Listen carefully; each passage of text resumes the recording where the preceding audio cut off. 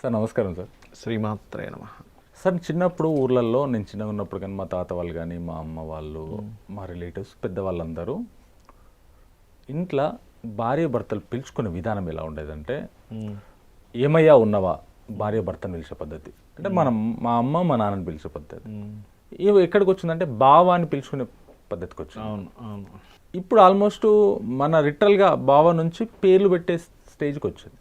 పేర్లు అంటే భర్తను మీ పేరు ఉందనుకోండి, నా పేరు ఉంది ఆంజనేయులు, ఇంకోళ్ళు ఉంటే ఇంకో పేరు రవి. రవి ఏంటి ఎలా ఉన్నావు, లేకపోతే భర్త భార్యని పిలవడం, భర్త భార్యని పేరు పెట్టి పిలవడం ఓ చెప్తాను దాని గురించి వస్తుంది. భార్య కూడా భర్తను పేరు పెట్టి పిలుస్తుంది. అంటే సమాజం వస్తున్న కొద్దీ మోడలేషన్లో ఈ జనరేషన్లో జరుగుతుంది. కానీ ఇట్లా పేరు పెట్టి పిలవడం వల్ల ఏమన్నా దోషాలు ఏమైనా వీటికి కూడా ఏమైనా ఉంటుందా అన్న ఒక క్యూరియాసిటీ డౌట్ నాకు అనిపించింది. అందుకే మిమ్మల్ని అడుగుదాం అనుకున్నాను. అంటే మీ ఉద్దేశం ఏంటంటే అసలు శాస్త్రంలో పేరు పెట్టి పిలుచుకోమన్నారా లేదా అని? అంతే కదా సార్. అదే కదా మీ స్ట్రైట్ క్వశ్చన్ అది. శాస్త్రంలో చాలా క్లియర్గా భార్య భర్తని, భర్త భార్యని పేరు పెట్టి పిలుచుకోమని చెప్పిందా? అయితే అది ఎలాగో చెప్తాను. చెప్పింది ఎలా చెప్పింది అది చెప్తాను మీకు. వాళ్ళ పేర్లు పెట్టి పిలుచుకోమని చెప్పలే, ముద్దు పేరు పెట్టి పిలుచుకోమని చెప్పింది. ముద్దు పేరు పెట్టి అర్థమైందా ఇప్పుడు మీకు? వాళ్ళ పేర్లు పెట్టి పిలవద్దని చెప్పింది. ఇది భార్యకి ఒక్కరికే కాదండి, భర్తకు కూడా వర్తిస్తుంది. ఇది పురుషుణ్ణి కూడా స్త్రీని తన పేరుతో పిలవద్దని చెప్పింది. సీరియస్గా చెప్తున్నా ఈ మాట. అందరూ ఏమనుకుంటారంటే కేవలం స్త్రీకే అనుకుంటారు, కాదు. పురుషుడికి ప్రత్యేకంగా చెప్పింది. భార్య పేరు పెట్టి భర్త పిలవకూడదు, ముద్దు పేరుగా పిలుచుకోమని చెప్పింది. ఎందుకు? ఇందులో పెద్ద లాజిక్ ఉందండి. మీరు అర్థం చేసుకుంటే మామూలు పేరు ఏం చేస్తుందంటే, మీరు చూడండి ఎక్కడైనా మీ స్కూల్లో కానీ ఎక్కడైనా అసలు ఆఫీస్లో కానీ మామూలు పేరు పిలిచేటప్పుడు మనిషికి ఒక రకమైన ఇగో వస్తుంది. Yes, I am Anjaneyulu. Right. ముద్దు పేరు పెట్టి పిలిచేటప్పుడు ఒక ప్రేమ వస్తుంది అక్కడికి. అవును.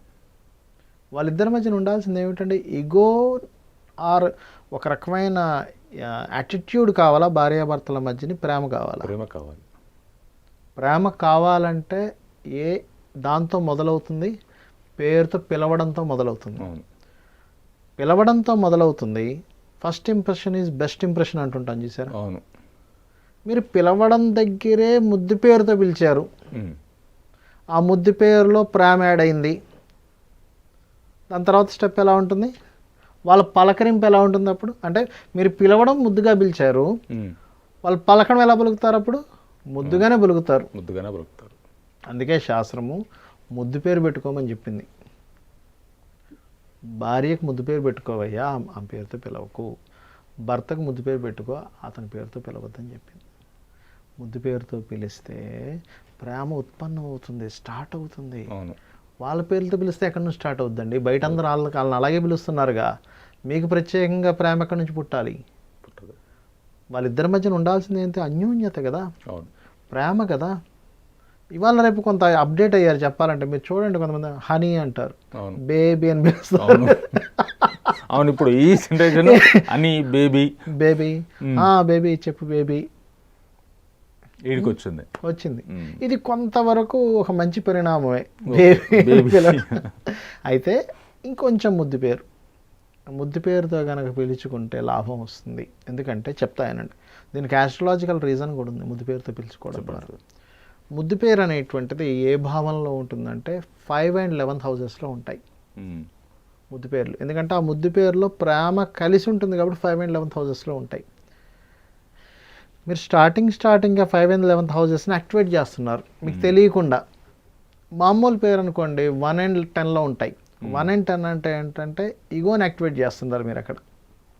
అందుకని మన వాళ్ళు చాలా తెలివిగా ఆలోచించి అందరూ పిలిచేలాగా మీరు ఇద్దరు పిలుచుకోకండి. మీ ఇద్దరూ పిలుచుకునేటప్పుడు అక్కడ ఉత్పన్నం అవ్వాల్సినటువంటిది ప్రేమ. ప్రేమ ఎప్పుడైతే స్టార్ట్ అవుతుందో ఇద్దరి మధ్యని ఆ పేరుతోనే, ఆ పిలుచుకోవడంతోనే, తర్వాత అన్ని స్టెప్స్ ఆటోమేటిక్గా బాగుంటాయి. అవతల వాళ్ళు ఏం చెప్తున్నా మనకు ఆనందంగా అనిపిస్తుంది, అవతల వాళ్ళు ఏం చెప్పినా మనకు యాక్సెప్ట్ చేయాలనిపిస్తుంది, అవతల వాళ్ళు ఏం చెప్పినా మనకు ముద్దుగా అనిపిస్తుంది, మనం వాళ్ళకి ఏం చెప్పినా ముద్దుగా అనిపిస్తుంది. అవును సార్. మీరు అబ్జర్వ్ చేశారు, వ్యక్తుల మధ్యన గొడవ ఎందుకు వస్తుంటుంది అంటే వీళ్ళు చెప్తే వాళ్ళకి యాక్సెప్ట్ అనిపించదు. అవును. అబ్బాయి ఇది కాదులే అనిపిస్తుంది, అసలు వినాలనిపించదు, ఫస్ట్ అసలు మాట్లాడాలనిపించదు. అసలు ప్రారంభం ఎక్కడి నుంచి ప్రారంభం అవ్వాలి? పలకరింపుతోటి. పలకరింపుతో పిలవడంతో ప్రారంభం అవ్వాలి. అందుకని శాస్త్రంలో చాలా క్లియర్గా ముద్దు పేరు పెట్టుకోవాల్సిందే అని చెప్పింది. పెట్టుకోమని కాదు, పెట్టుకోవాల్సిందే అని చెప్పిందండి. ఉమ్.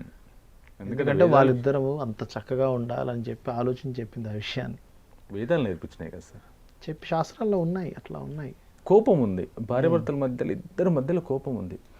ముద్దు పేరు పిలవడం అలవాటే, ముద్దు పేరుతో పిలిస్తే ఆ కోపం పోద్ది, సగం పోద్ది అక్కడ. అక్కడనే పోతుంది, అక్కడనే ప్రేమ స్టార్ట్ అయిపోతుంది అంటే కదా. ఎందుకంటేనండి, మీరు చూడండి, ఎవరైనా ముద్దు పేరుతో పిలుస్తున్నప్పుడు నా కోసం మాత్రమే ఆ పేరుంది, ఈయన మాత్రమే నన్ను ఆ పేరుతో పిలుస్తాడు, తను మాత్రమే నా పేరుతో పిలుస్తుంది, ఇంకెవరో పిలవరు. మీరు అబ్జర్వ్ చేయండి, ముద్దు పేర్లు ఏమవుద్దంటే ఆ ఒక్క వ్యక్తి మాత్రమే ఆమెని ఆ పేరుతో పిలుస్తాడు, ఆమె మాత్రమే ఇతను నా పేరుతో పిలుస్తుంది. ప్రపంచం మొత్తం పిలిచే పేరు వేరైతే వీళ్ళిద్దరికున్న లోకం అది. ఆ ముద్దు పేరు ఏమవుద్దంటే వాళ్ళిద్దరికి ఒక లోకాన్ని క్రియేట్ చేస్తుంది, వాళ్ళకి మాత్రమే ఉండేటువంటి ఒక దీన్ని క్రియేట్ చేస్తుంది. మీరు అన్నట్టు 100 మందిలో ఉన్న ఆ ముద్దు పేరుతో పిలిస్తే ఆ వినికిడి ఎంత దూరం నుంచైనా వినిపిస్తుంది. నా భార్య నన్ను పిలిచింది, నువ్వు ప్రత్యేకం, అంతే, లోకమంతా వేరు, నువ్వు వేరు అని ఇద్దరికీ ఆ భావన కలగాలి. కాబట్టి ముద్దు పేరుతో పిలవమంది శాస్త్రం. పిలవాలి. ముద్దు పేరు అది ఎట్లా ఉండాలంటే చక్కగా అందుకే ఏం చేసేవారంటే ఈ ముద్దు పేరుతో పాటు పుణ్యం కూడా వస్తుందని కొంతమంది ఏం చేసేవారంటే ముద్దు పేర్లు పెట్టుకునేవారు. మా ఇంటి లక్ష్మి అంటుంటారు కొంతమంది, లేకపోతే ఇంకా రకరకాలు మంచి పేర్లు పెట్టుకునే వాళ్ళు ఉన్నారు, ముద్దు పేర్లు. అంత మాత్రం చేత ముద్దు పేరు పెట్టుకున్నప్పుడు మీకు ఇక్కడ సందేహం కలగవచ్చు, ఆ ముద్దు పేరు పెట్టుకుంటే అందులో ఏదైనా న్యూమరాలజికల్గా ఏదైనా నెగిటివ్ వైబ్రేషన్ ఉంటే మారిపోతుందా, అలాంటి ఆలోచనలు ఏమీ పెట్టుకోకూడదు. ఇక్కడ ప్రేమ అనేటువంటిది స్టార్ట్ అవుతుంది ముద్దు పేరుతో. మీ ఇద్దరి మధ్యలో ఉంది కాబట్టి ముద్దు పేరు ఆస్ట్రాలజీకి సంబంధమే రాదు అక్కడ, అంతే కదా సార్. అంటే ఆస్ట్రాలజీ సంబంధం ఎలా వస్తుంది అంటే అక్కడ ముద్దు పేరులో ఒక ప్రేమ కనెక్ట్ అయి ఉంది కాబట్టి ఆస్ట్రాలజికల్గా పాజిటివ్ కనెక్టివిటీ వస్తుంది అక్కడ. ఇందాక నేను చెప్పాను కదా 5-11 అని, ఆ రకంగా వస్తుంటుంది.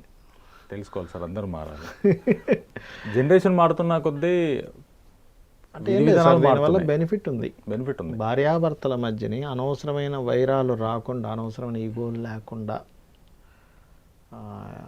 ఆ ప్రేమ అనేటువంటిది పెరుగుతుంటుంది. ఇంకోటి ఏంటంటే, మీరు ప్రతిసారి ఆ వ్యక్తిని నేను నిన్ను ఇష్టపడుతున్నాను, ప్రేమిస్తున్నాను అని చెప్పలేడు. ప్రతిసారి ఆ పేరు ద్వారా ఎక్స్ప్రెస్ చేస్తుంటాడు.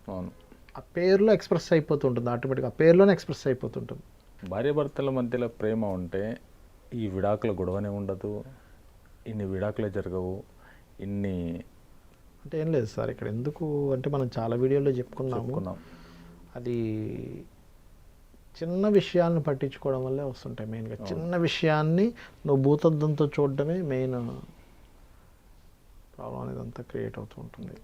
మారాలి. ఇంకోటి ఏంటంటే కొంచెం సేపు టైం స్పెండ్ చేయాలి. చాలామంది చేసే మిస్టేక్స్ ఏంటంటే టైం స్పెండ్ చేయరు. ప్రత్యేకంగా ఒక టైంని తీసుకొని స్పెండ్ చేయాలి, ప్రత్యేకంగా దాని గురించి ఆలోచించాలి. ఇప్పుడు మనం కెరీర్ గురించి ఆలోచిస్తున్నాం, గంటలు కూర్చొని ఎట్లా డెవలప్ చేయాలని. అలాగే భార్యతో ఉండేటువంటి బంధాన్ని కూడా ఎలా డెవలప్ చేయాలని దాని గురించి ప్రత్యేకంగా మనం ఆలోచించాలి. ఎక్కడ నా వల్ల తను డిస్టర్బ్ అవుతుంది, నేను తన వల్ల ఎందుకు డిస్టర్బ్ అవుతున్నట్టు ఫీల్ అవుతున్నానా, లేకపోతే నిజంగానే డిస్టర్బ్ అవుతున్నానా, తను నా వల్ల డిస్టర్బ్ అవుతుంది, ఎక్కడ అవుతుంది అని మీరు కనుక ఆలోచించడం మొదలు పెడితే కెరీర్ డెవలప్ అయినట్టే బంధాలు కూడా డెవలప్ అవుతాయి. మనిషి ఎదగడం అంటే కేవలం కెరీర్ డెవలప్ చేసుకోవడం ఒకటే ఎదగడం కాదండి, అన్ని కోణాల నుంచి ఎదగగలగాలి. ఆల్వేస్ నుంచి